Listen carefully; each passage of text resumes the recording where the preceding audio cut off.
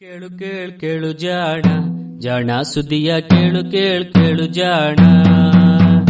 ಇಂದು ಹಂದು ಮುಂದು ಹಿಂದು ಹರಿವು ತಿಳಿವು ಚುಟುಕು ಬೆರಗು ನಿತ್ಯ ನುಡಿಯುವತ್ತು ತರಲು ನಿತ್ಯ ನುಡಿಯುವತ್ತು ತರಲು ಕೇಳಿ ಜಾಣರ ಜಾಣ ಸುದ್ದಿಯ ಕೇಳು ಕೇಳು ಕೇಳು ಜಾಣ ಜಾಣ ಸುದ್ದಿಯ ಕೇಳು ಕೇಳು ಕೇಳು ಜಾಣ. ಸಂಪುಟ 4 ಸಂಚಿಕೆ 76 ನವೆಂಬರ್ 26, 2020. ಜಾಣ ಅರಿಮೆ.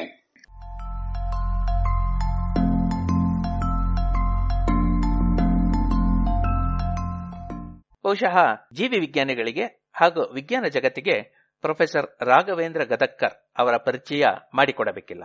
ಪ್ರಾಣಿಗಳಲ್ಲಿ ಸಮಾಜ ಹೇಗೆ ರಚನೆಯಾಗಿರುತ್ತದೆ ಎನ್ನುವ ಬಗ್ಗೆ ಸಮಾಜ ಜೀವಿ ಪ್ರಾಣಿಗಳಾದ ಇರುವೆ, ಕಣಜ ಹಾಗೂ ಜೇನುನೊಣಗಳಲ್ಲಿ ಸಾಕಷ್ಟು ಅಧ್ಯಯನವನ್ನು ಮಾಡಿ ಅಂತಾರಾಷ್ಟ್ರೀಯ ಮಟ್ಟದಲ್ಲಿ ಮನ್ನಣೆ ಗಳಿಸಿದಂತಹ ವಿಜ್ಞಾನಿ professor Raghavendra Gadagkar. Indian institute of ಸೈನ್ಸ್ನಲ್ಲಿ ಪ್ರೊಫೆಸರ್ ಆಗಿದ್ದ ಇವರು ಹಲವು ಉನ್ನತ ಹುದ್ದೆಗಳನ್ನು ನಿರ್ವಹಿಸಿದ್ದಾರೆ. ಇಂಡಿಯನ್ ನ್ಯಾಷನಲ್ ಸೈನ್ಸ್ ಅಕಾಡೆಮಿ ಅಥವಾ ಇನ್ಸಾದಂತಹ ಪ್ರತಿಷ್ಠಿತ ಅಕಾಡೆಮಿಯ ಅಧ್ಯಕ್ಷರು ಕೂಡ ಆಗಿದ್ದಾರೆ. ಪ್ರೊಫೆಸರ್ ಗದಕ್ಕರ್ ಇತ್ತೀಚೆಗೆ ದಿ ವೈರ್ ಸೈನ್ಸ್ ಪತ್ರಿಕೆಯಲ್ಲಿ ವಿಜ್ಞಾನ, ಸಮಾಜ ಹಾಗೂ ಪ್ರಜಾಸತ್ತೆಯ ನಡುವಿನ ಸಂಬಂಧಗಳ ಬಗ್ಗೆ ಒಂದು ಅಂಕಣವನ್ನು ಆರಂಭಿಸಿದ್ದಾರೆ. ಈ ಅಂಕಣದ ಕನ್ನಡ ಅನುವಾದವನ್ನ ನಾವು ಜಾಣ ಸುದ್ದಿಯಲ್ಲಿ ನಿಮಗೆ ಕೇಳಿಸಲಿದ್ದೇವೆ.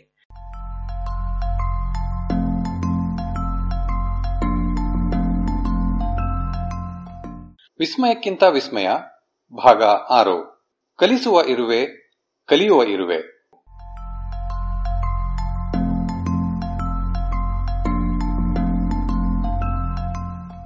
ಮೇಜರ್ ರಿಚರ್ಡ್ ವಿಲಿಯಂ ಜಾರ್ಜ್ ಹಿಂಗ್ಸ್ಟನ್ 1887ರಲ್ಲಿ ಹುಟ್ಟಿದ್ದ ಒಬ್ಬ ಐರಿಷ್ ಡಾಕ್ಟರು. ಈತ 1910ರಿಂದ 1927ರವರೆಗೂ ಭಾರತೀಯ ವೈದ್ಯಕೀಯ ಸೇವೆಯಲ್ಲಿ ಇದ್ದವರು. ಆನಂತರ ಮತ್ತೆ 1939ರಿಂದ 1946ರವರೆಗೆ ಮಿಲಿಟರಿ ಸೇವೆಗೆಂದು ಭಾರತಕ್ಕೆ ಬಂದಿದ್ದರು. ಬಲು ಗಾಢವಾದ ಪ್ರಕೃತಿ ಪ್ರೇಮಿಯಾಗಿದ್ದ ಮೇಜರ್ ಬಿಡುವಿನ ಸಮಯವನ್ನೆಲ್ಲ ಭಾರತದ ಪ್ರಾಣಿ ಪ್ರಪಂಚವನ್ನು, ಅದರಲ್ಲೂ ವಿಶೇಷವಾಗಿ ಕೀಟಗಳು ಮತ್ತು ಜೇಡಗಳನ್ನು ಸಂಗ್ರಹಿಸಿ ಅಧ್ಯಯನ ಮಾಡಲು ಮೀಸಲಿಟ್ಟಿದ್ದರು. ಹಿಮಾಲಯದಲ್ಲಿರುವ, ಇಂದು ಪಾಕಿಸ್ತಾನಕ್ಕೆ ಸೇರಿರುವ ಹಜರಾ ಕಣಿವೆಯಲ್ಲಿ ಹೀಗೆ ನಡೆಸಿದ ಅಧ್ಯಯನಗಳನ್ನೆಲ್ಲ ಒಗ್ಗೂಡಿಸಿ ಹಿಂಗ್ಸ್ಟನ್ ಎ ನ್ಯಾಚುರಲಿಸ್ಟ್ ಇನ್ ಹಿಮಾಲಯ, ಅಂದರೆ ಹಿಮಾಲಯದಲ್ಲಿ ಪ್ರಕೃತಿ ಶಾಸ್ತ್ರಜ್ಞ ಎಂಬ ಪುಸ್ತಕವನ್ನು 1920ರಲ್ಲಿ ಪ್ರಕಟಿಸಿದರು. ಭಾರತದ ಕ್ಯಾಂಪನೋಟಸ್ ಸೆರೀಸಿಯಸ್ ಎನ್ನುವ ಸಾಮಾನ್ಯವಾದ ಇರುವೆಯ ಬಗ್ಗೆ ಈತ ಕಂಡ ಪ್ರಸಿದ್ಧ ಸಂಗತಿ ಈತ 1928ರಲ್ಲಿ ಪ್ರಕಟಿಸಿದ problems of instinct and intelligence ನಲ್ಲಿ ಹೀಗೆ ದಾಖಲಾಗಿದೆ. ನೆಲದಲ್ಲಿ ಗೂಡು ಕಟ್ಟುವ ಈ ಇರುವೆ ಆಹಾರವನ್ನು ಹುಡುಕಿಕೊಂಡು ಮರಬೇರುತ್ತದೆ. ಇದರ ಸಂವಹನ ಬಲು ಸರಳವಾಗಿರುವುದರಿಂದಲೇ ಬಲು ಮಾಹಿತಿಪೂರ್ಣವೂ ಕೂಡ. ಯಾವುದಾದರೂ ಒಂದು ಇರುವೆ ಆಹಾರ ನಿಧಿ ಇರುವೆಡೆಗೆ ಬೇರೆಯವಕ್ಕೆ ಮಾರ್ಗದರ್ಶನ ಮಾಡುತ್ತದೆ. ಹೀಗೆ ಆಹಾರವನ್ನು ಕಂಡ ಇರುವೆ ಗೂಡಿಗೆ ಮರಳುತ್ತದೆ. ಅಲ್ಲಿ ತನ್ನ ಸಹವಾಸಿಯೊಂದನ್ನು ಹಿಡಿದು ಬೇಕಿದ್ದ ಸ್ಥಳಕ್ಕೆ ಕೊಂಡೊಯ್ಯುತ್ತದೆ. ಇವೆರಡೂ ನೆಲದಲ್ಲಿ ಸಾಗುವಾಗ ಒಂದು ಮುಂದೆ ಸಾಗುತ್ತದೆ, ಎರಡನೆಯದು ಮೊದಲನೆಯದರ ಹೆಜ್ಜೆಯ ಜಾಡಿನಲ್ಲಿ ಸಾಗುತ್ತಾ ಮೊದಲನೆಯದರ ಹಿಂಭಾಗವನ್ನು ಆಗಾಗ ಮುಟ್ಟುತ್ತದೆ. ಮುಂದಿರುವ ಇರುವೆ ಹಿಂದೆ ಇರುವುದರ ಜಾಡು ತಪ್ಪದಿರಲಿ ಎಂದು ಬಲು ನಿಧಾನವಾಗಿ ನಡೆಯುತ್ತದೆ. ಆಕಸ್ಮಿಕವಾಗಿ ಎರಡನೆಯದರ ಸ್ಪರ್ಶ ತಪ್ಪಿತೋ ಮುಂದಿರುವ ಇರುವೆ ಅಲ್ಲಿಯೇ ನಿಂತು ಎರಡನೆಯದು ಬರುವವರೆಗೂ ಕಾದು ಮುಂದುವರಿಯುತ್ತದೆ. ಹಾರ್ವರ್ಡ್ ವಿಶ್ವವಿದ್ಯಾನಿಲಯದ ಪ್ರೊಫೆಸರ್ ಹಾಗೂ ಪ್ರಪಂಚದಲ್ಲಿ ಅತ್ಯಂತ ಸುಪ್ರಸಿದ್ಧ ಇರುವೆ ತಜ್ಞನಾದ ಎಡ್ವರ್ಡ್ ಓ ವಿಲ್ಸನ್ 1959ರಲ್ಲಿ ಪೋರ್ಟೋರಿಕೋದಲ್ಲಿ ಕಾರ್ಡಿಯೋಕಾಂಡೈಲಾ ವೆನೆಸ್ಟುಲಾ ಎನ್ನುವ ಇರುವೆಯನ್ನು ಅಧ್ಯಯನ ಮಾಡುವಾಗ ಇದೇ ನಡವಳಿಕೆಯನ್ನು ಮರಳಿ ಕಂಡ. ವಿಲ್ಸನ್ ಈ ನಡವಳಿಕೆಗೆ ಸರಣಿ ನಡೆ ಅಥವಾ ಟ್ಯಾಂಡಮ್ ರನ್ನಿಂಗ್ ಎಂದು ಹೆಸರಿಸಿದರು. ಇದು ಟ್ಯಾಂಡಮ್ ಸೈಕಲ್ಲು ಅಥವಾ ಜೋಡಿ ಬೈಸಿಕಲ್ಲುಗಳು ಚಲಿಸಿದಂತೆ ಕಾಣುವುದರಿಂದ ಈ ಹೆಸರು.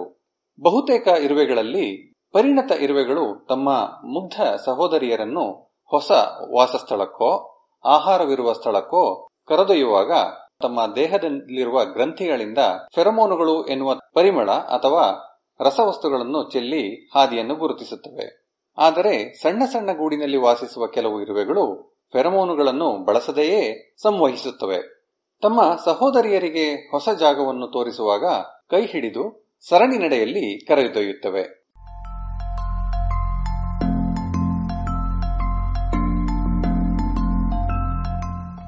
ಈ ಬಗೆಯ ನಡವಳಿಕೆಗೆ ಚಾತುರ್ಯ, ಅಂದರೆ ಸಂದರ್ಭಾನುಸಾರ ಬದಲಾವಣೆಗಳು ಮತ್ತು ಸಾಕಷ್ಟು ಬುದ್ಧಿವಂತಿಕೆಯೂ ಬೇಕು.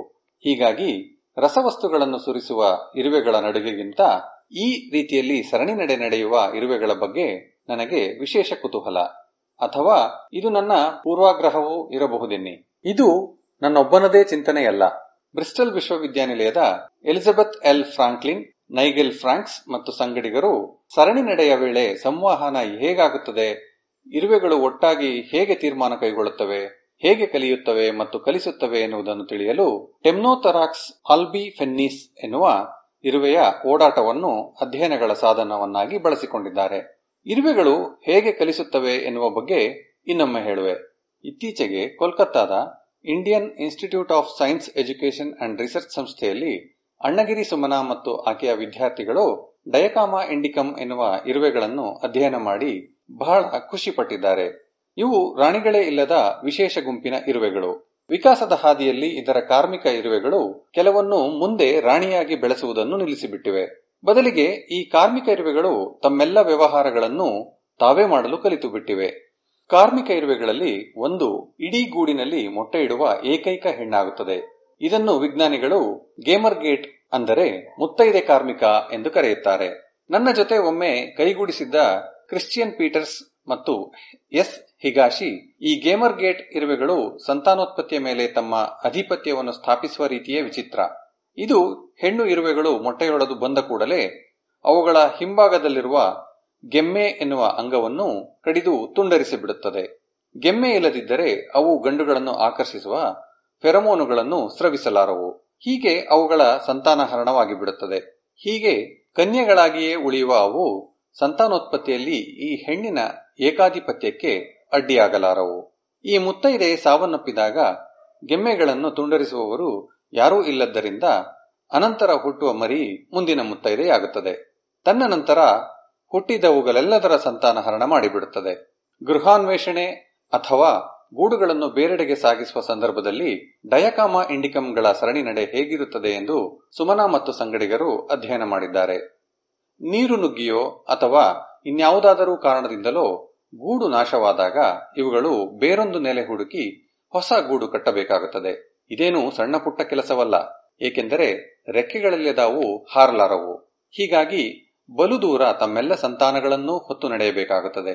ಅವೆಲ್ಲವೂ ಹೊಂಚು ಹಾಕುತ್ತಿರುವ ಬೇಟೆಗಳ ಕೈಗೆ ಸಿಗದಂತೆ ಸುರಕ್ಷಿತವಾಗಿ ಹೊಸ ನೆಲೆ ಸೇರುವಂತೆ ನೋಡಿಕೊಳ್ಳಬೇಕಾಗುತ್ತದೆ. ಬಲವಂತವಾಗಿ ಹಳೆಯ ಗೂಡು ತೊರೆದು ಹೊಸ ಗೂಡನ್ನು ಹುಡುಕುವಂತೆ ಮಾಡಿ ಸುಮನಾ ಮತ್ತು ಸಂಗಡಿಗರು ಅವನ್ನು ಪರೀಕ್ಷಿಸಿದ್ದಾರೆ. ಇರುವೆಗಳ ಗೂಡಿಗೆ ತೊಂದರೆಯಾದಾಗ ಕೆಲವು ಇರುವೆಗಳು ಹೊರಬಂದು ನೆರೆಹೊರೆಯಲ್ಲಿ ಹೊಸ ಗೂಡು ಕಟ್ಟಲು ಯುಕ್ತವಾದ ಬೇರೆ ಸ್ಥಳವಿದೆಯೇ ಎಂದೋ ಅಥವಾ ಶಾಶ್ವತ ಗೂಡು ಕಟ್ಟುವುದಕ್ಕೂ ಮುನ್ನ ತಾತ್ಕಾಲಿಕವಾಗಿ ನೆಲೆ ಸಿಗಬಹುದೋ ಎಂದು ಹುಡುಕಾಡುತ್ತವೆ.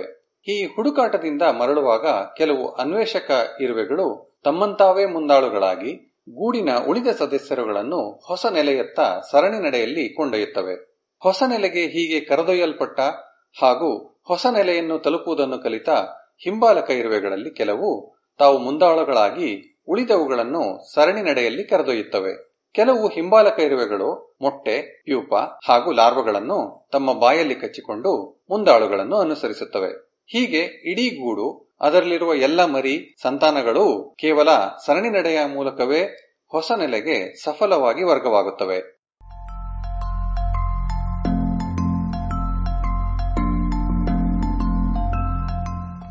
ಇರುವೆಗಳ ಬಗ್ಗೆ ಏನೂ ಗೊತ್ತಿಲ್ಲದವರು ಕೂಡ ಬಲು ಮುಖ್ಯವಾದ ಪ್ರಶ್ನೆಗಳನ್ನು ಕೇಳಿ ಪರೀಕ್ಷಿಸಬಹುದಾದ ಅದ್ಭುತ ಅಧ್ಯಯನ ವ್ಯವಸ್ಥೆ ಇದು. ಯಾರು ಬೇಕಿದ್ದರೂ ಇಂತಹ ಪ್ರಶ್ನೆಗಳನ್ನು ಕೇಳಬಹುದು. ಯಾವ ಇರುವೆಗಳು ಅನ್ವೇಷಕರಾಗುತ್ತವೆ, ಏಕೆ? ಇವುಗಳಲ್ಲಿ ಯಾವುವು ಮುಖಂಡರಾಗುತ್ತವೆ, ಏಕೆ? ಹಿಂಬಾಲಕರಲ್ಲಿ ಯಾವುವು ಹೊಸ ಮುಖಂಡರಾಗಿ ಮರಳುತ್ತವೆ, ಯಾವುವು ಹೊಸ ನೆಲೆಯಲ್ಲಿ ಉಳಿಯುತ್ತವೆ? ಮೊಟ್ಟೆ ಹುಳುಗಳನ್ನು ಹೊತ್ತೊಯ್ಯುವವು ಯಾವುವು, ಏಕೆ? ಇವೆಲ್ಲವೂ ಇಂತಹುದೇ ನೆಲೆ ಸೂಕ್ತ ಎಂದು ಹೇಗೆ ಒಪ್ಪಿಕೊಳ್ಳುತ್ತವೆ? ಅದರಲ್ಲೂ ಹಲವಾರು ಅನ್ವೇಷಕಗಳು ಬೇರೆ ಬೇರೆ ನೆಲೆಗಳನ್ನು ಹುಡುಕಿ ಬಂದಿರುವಾಗ.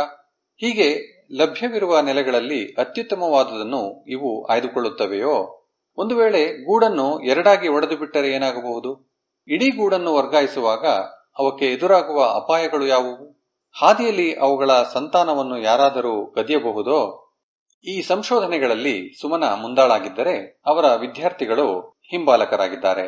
ಜೊತೆಗೂಡಿ ಅವರೆಲ್ಲ ಈ ಪ್ರಶ್ನೆಗಳು ಹಾಗೂ ಇನ್ನೂ ಹಲವಕ್ಕೆ ಉತ್ತರಗಳನ್ನು ಪ್ರಯೋಗಾಲಯದಲ್ಲಿಯೂ ಹಾಗೆಯೇ ಪ್ರಕೃತಿಯಲ್ಲಿಯೂ ಸರಳವಾದ ಚತುರ ಪರೀಕ್ಷೆಗಳನ್ನು ನಡೆಸಿ ಉತ್ತರ ಪಡೆಯಲು ಪ್ರಯತ್ನಿಸಿದ್ದಾರೆ. ಅವರು ಹೊಸದಾಗಿ ಅನ್ವೇಷಿಸಿದ್ದನ್ನೆಲ್ಲ ನಾನು ಬಿಸಿ ಬಿಸಿ ದೋಸೆಯಂತೆ ಕಬಳಿಸುತ್ತಿದ್ದೇನೆ. ಸುಮನಾರ ಈ ಇರುವೆ ಪ್ರಯೋಗಾಲಯದ ಮೇಲೆ ಒಂದು ಕಣ್ಣಿಟ್ಟರೆ ನೀವು ಈ ರುಚಿ ರುಚಿ ಸಂಶೋಧನೆಗಳನ್ನು ಸವಿಯಬಹುದು. ಇವುಗಳಲ್ಲೆಲ್ಲ ನನಗೆ ಬಲು ಪ್ರಿಯವಾದದ್ದು ಎಂದರೆ, ಹೀಗೆ ಮನೆ ಬದಲಿಸಬೇಕಾದ ತುರ್ತು ಎದುರಾದಾಗ, ಸರಣಿ ನಡೆಯಲ್ಲಿ ಗೂಡಿನಲ್ಲಿರುವ ಇಡೀ ಸಂಸಾರವನ್ನೇ ಬೇರೆಡೆಗೆ ಕೊಂಡೊಯ್ಯಬೇಕಾದಾಗ ಈ ಇರುವೆಗಳು ತಮ್ಮ ಹಾದಿಯ ಬಗ್ಗೆ ಬಲು ಎಚ್ಚರದಿಂದಿರುತ್ತವೆಯಂತೆ. Path minimisation in a tandem running Indian ant in the context of colony relocation ಎನ್ನುವ ಪ್ರಬಂಧದಲ್ಲಿ ಸ್ನಿಗ್ಧ ಮುಖೋಪಾಧ್ಯಾಯ, ಮನೀಶ್ ಕುಮಾರ್ ಪಾಠಕ್ ಹಾಗೂ ಸುಮನಾ ಅಣ್ಣಗಿರಿಯವರು ಸುಮಾರು 450 ಇಂತಹ ಇರುವೆಗಳು ಕೈಗೊಂಡ 4100 ಸರಣಿ ನಡೆಗಳ ಬಗ್ಗೆ ವರದಿ ಮಾಡಿದ್ದಾರೆ. ಹಲವು ಹಾದಿಗಳನ್ನು ಆಯ್ದುಕೊಳ್ಳಬೇಕಾದಾಗ ಅನ್ವೇಷಕ ಇರುವೆಗಳು, ಮುಖಂಡ ಇರುವೆಗಳು ಅತಿ ಹತ್ತಿರದ ಹಾದಿಯನ್ನೇ ಆಯ್ದುಕೊಳ್ಳುತ್ತವೆ ಎಂದು ಇವರು ನಿರೂಪಿಸಿದ್ದಾರೆ. ಈ ಶೋಧ ಬಹಳ ಮುಖ್ಯ, ಏಕೆಂದರೆ ಇದುವರೆವಿಗೂ ಈ ರೀತಿಯಲ್ಲಿ ಹತ್ತಿರದ ಹಾದಿಯನ್ನು ಹಿಡಿಯುವ ಪರಿಯನ್ನು ಕೇವಲ ಫೆರಮೋನುಗಳ ಜಾಡನ್ನು ಅನುಸರಿಸುವ ಇರುವೆಗಳಲ್ಲಿ ಮಾತ್ರ ಕಾಣಲಾಗಿತ್ತು. 1980ರಲ್ಲಿ ಬ್ರಸೆಲ್ಸ್ ವಿಶ್ವವಿದ್ಯಾನಿಲಯದ ಜೀನ್ ಲೂಯಿಸ್ ಡೆನ್ಯೂಬರ್ಗ್ ಮತ್ತು ಆತನ ಸಂಗಡಿಗರು ಒಂದು ಪ್ರಸಿದ್ಧ ಪ್ರಯೋಗವನ್ನು ನಡೆಸಿದ್ದರು. ಇದರಲ್ಲಿ ಇವರು ರಸವಸ್ತುವನ್ನು ಇಟ್ಟು ಹಾದಿ ಗುರುತಿಸುವ ಇರುವೆಗಳು 2 ಹಾದಿಗಳಲ್ಲಿ ಚಿಕ್ಕದಾದದ್ದನ್ನು ಆಯ್ದುಕೊಳ್ಳುತ್ತಿದ್ದವು ಎಂದು ನಿರೂಪಿಸಿದ್ದರು. ಆದರೆ ಇದು ಅವುಗಳ ಬುದ್ಧಿವಂತಿಕೆಯಿಂದಲ್ಲ. ಪ್ರತಿ ಇರುವೆಯೂ ಮೊದಲಿಗೆ ಇಚ್ಛೆ ಬಂದ ಪಥವನ್ನು ಆಯ್ದುಕೊಳ್ಳುತ್ತಿತ್ತು. ಆದರೆ ಪುಟ್ಟದಾದ ಹಾದಿಯನ್ನು ಆಯ್ದುಕೊಂಡ ಇರುವೆಗಳು ನಿರ್ದಿಷ್ಟ ಸಮಯದಲ್ಲಿ ಹೆಚ್ಚು ಬಾರಿ ಇಬ್ಬದಿಯ ಪ್ರಯಾಣವನ್ನೂ ಪೂರೈಸುತ್ತಿದ್ದವು. ಹಾದಿ ಪುಟ್ಟದಾಗಿರುವುದರಿಂದ ಎನ್ನಿ, ಸಹಜವಾಗಿಯೇ ಈ ಪುಟ್ಟ ಹಾದಿಯಲ್ಲಿ ಹೆಚ್ಚೆಚ್ಚು ಫೆರಮೋನುಗಳು ಕೂಡಿಕೊಳ್ಳುತ್ತಿದ್ದವು. ಹೀಗಾಗಿ ಹೊಸದಾಗಿ ಹಾದಿಗಿಳಿದ ಇರುವೆಗಳಿಗೆ ಈ ಪುಟ್ಟ ಹಾದಿಯೇ ಉದ್ದನೆಯ ಹಾದಿಗಿಂತ ಮೆಚ್ಚಿನದಾಗುತ್ತಿತ್ತು. ಅಂದರೆ ಹಾದಿ ಚಿಕ್ಕದಾಗಿದ್ದರಿಂದ ಆಯ್ಕೆಯಾಗಿದ್ದಲ್ಲ, ಫೆರಮೋನು ಜಾಸ್ತಿ ಇದ್ದದರಿಂದ ಆಯ್ಕೆಯಾಗಿತ್ತಷ್ಟೇ. ಅಲ್ಪ ಸಮಯದಲ್ಲಿಯೇ ಬಹುತೇಕ ಇರುವೆಗಳು ಹತ್ತಿರದ ಹಾದಿಯನ್ನೇ ಆಯ್ದುಕೊಳ್ಳುತ್ತಿದ್ದವು. ಹೀಗೆ ಚುಟುಕಾದ ಹಾದಿಯನ್ನು ಆಯ್ದುಕೊಳ್ಳುವುದೆನ್ನುವುದು ಯಾವುದೇ ಬುದ್ಧಿವಂತಿಕೆಯ ಫಲವಾಗಿರಲಿಲ್ಲ. ಕೀಟ ಸಮಾಜಗಳು ಹೀಗೆ ಸಾಮೂಹಿಕ ಅಥವಾ ಸಾಮುದಾಯಿಕ ಬುದ್ಧಿವಂತಿಕೆ ತೋರುತ್ತವೆ ಎಂದು ನಿರೂಪಿಸಿದ ಮೊದಲ ಪ್ರಯೋಗಗಳಲ್ಲಿ ಇದೂ ಒಂದು. ಇತರರು ನಡೆದ ಜಾಡನ್ನೇ ಹಿಡಿದು ನಡೆಯುವಾಗ ನಿನ್ನದೇ ಫೆರಮೋನುಗಳನ್ನೂ ಸೇರಿಸುತ್ತಾ ನಡೆ ಎನ್ನುವ 2 ಸರಳ ನಿಯಮಗಳನ್ನು ಸಾವಿರಾರು ಸಂಖ್ಯೆಯಲ್ಲಿ ಈ ಜೀವಿಗಳು ಪಾಲಿಸಿದಾಗ ಅನಿರೀಕ್ಷಿತ ಎನ್ನುವ ಹಾಗೂ ಫಲವನ್ನು ಕಾಣಬಹುದು. ಇದಕ್ಕೆ ಯಾವ ಯೋಜನೆಯೂ ಬೇಕಿಲ್ಲ, ಯಾವ ಮುಖಂಡನ ನಿಯಂತ್ರಣದ ಅವಶ್ಯಕತೆಯೂ ಇಲ್ಲ. ಈ ರೀತಿಯಲ್ಲಿ ಇರುವೆಗಳಲ್ಲಿ ಇರುವ ವಿಕೇಂದ್ರೀಕೃತ ಸಂಘಟನೆ ಎನ್ನುವುದು ಇರುವೆಗೂಡುಗಳಲ್ಲಿ ಉತ್ತಮಿಕೆ ಎನ್ನುವ ಹೊಸ ಜ್ಞಾನ ಕ್ಷೇತ್ರವನ್ನೇ ಆರಂಭಿಸಿಬಿಟ್ಟಿದೆ. ಇದರ ಫಲಗಳನ್ನು ಗಣಕಯಂತ್ರಗಳ ಪ್ರೋಗ್ರಾಂ ರಚನೆ, ದೂರಸಂಪರ್ಕ, ಅಂತರ್ಜಾಲದಲ್ಲಿ ಮಾಹಿತಿ ಸಂಚಾರ ಮೊದಲಾದ ಕ್ಷೇತ್ರಗಳಲ್ಲಿ ಉಪಯುಕ್ತವೆನಿಸಿವೆ. ಸರಣಿ ನಡೆಯುವ ಸುಮನಾಳ ಇರುವೆಗಳಲ್ಲಿ ಇಂತಹ ಸಾಮೂಹಿಕ ಬುದ್ಧಿವಂತಿಕೆ ಕಾಣಲು ಬೇಕಾದ ಫೆರಮೋನುಗಳಿಲ್ಲ. ಇಲ್ಲಿ ಪ್ರತಿಯೊಂದು ಇರುವೆಯೂ ಸಾಂಪ್ರದಾಯಿಕ ಬುದ್ಧಿವಂತಿಕೆಯನ್ನು ಬಳಸಿ ಯಾವ ಹಾದಿ ಚಿಕ್ಕದು, ಯಾವುದು ದೊಡ್ಡದು ಎಂದು ತೀರ್ಮಾನಿಸಬೇಕು. ಹೀಗೆ ತೀರ್ಮಾನಿಸಲು ಬೇಕಾದ ಬುದ್ಧಿವಂತಿಕೆಯೂ ಅದಕ್ಕೆ ಇರಬೇಕು. ಫೆರಮೋನುಗಳಿಲ್ಲದ ಇರುವೆಗಳು ಇದನ್ನು ಮಾಡಬಲ್ಲವು ಎಂಬುದು ನನಗೆ ಅಚ್ಚರಿಯ ವಿಷಯವೇನಲ್ಲ. ಆದರೆ ಅವು ಅದನ್ನು ಹೇಗೆ ಸಾಧಿಸುತ್ತವೆ ಎನ್ನುವುದು ನಮಗೆ ಇನ್ನೂ ಗೊತ್ತಿಲ್ಲ. ಇರಲಿ, ಸುಮನಾ ಮತ್ತು ಅವರ ಸಂಗಡಿಗರು ಇದರ ಬೆನ್ನು ಬಿದ್ದಿದ್ದಾರೆ. ಇದಕ್ಕೆ ದೃಷ್ಟಿ ಅಥವಾ ಇತರೆ ಯಾವುದಾದರೂ ಸಂವೇದನೆಗಳು ನೆರವಾಗುತ್ತಿವೆಯೋ ಎಂದು ಪರೀಕ್ಷಿಸುತ್ತಿದ್ದಾರೆ. ನಾವು ಅವರ ಬೆನ್ನು ಬಿದ್ದು ಆಂಟ್ ಲ್ಯಾಬ್ ತಾಣದ ಮೇಲೆ ಒಂದು ಕಣ್ಣಿಟ್ಟಿರೋಣ.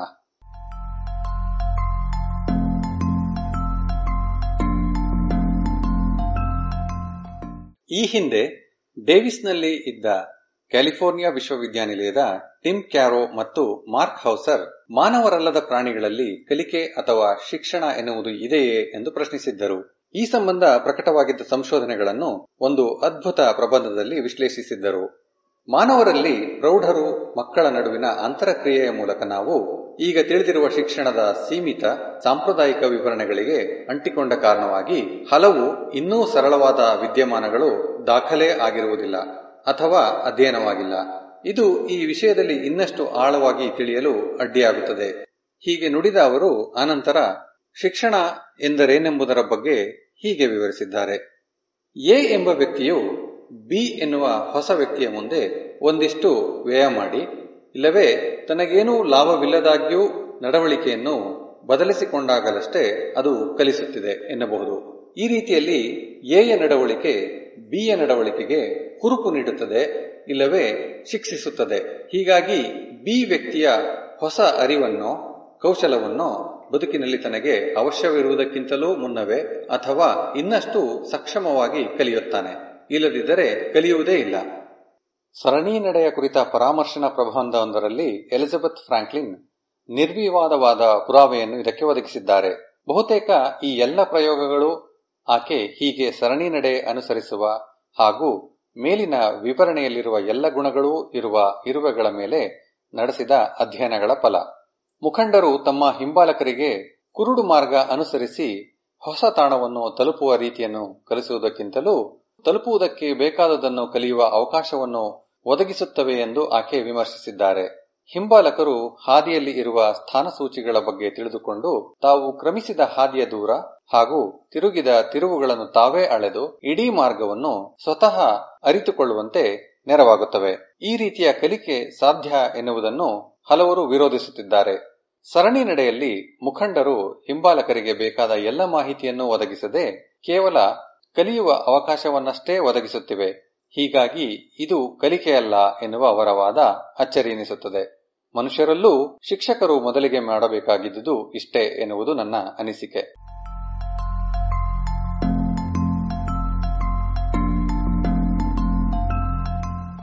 ಇದು ಇಂದಿನ ಜಾಣ ಅರಿಮೆ. ಆಂಗ್ಲ ಮೂಲ ಪ್ರೊಫೆಸರ್ ಗದಕ್ಕರ್, ಅನುವಾದ ಕೊಳ್ಳೇಗಾಲ ಶರ್ಮಾ, ಜಾಣ ಧ್ವನಿ ಡಾ ಜೆ.ಆರ್. ಮಂಜುನಾಥ. ಮೂಲ ಲೇಖನ ದಿ ವೈರ್ ಸೈನ್ಸ್ ಪತ್ರಿಕೆಯಲ್ಲಿ ಪ್ರಕಟವಾಗಿತ್ತು.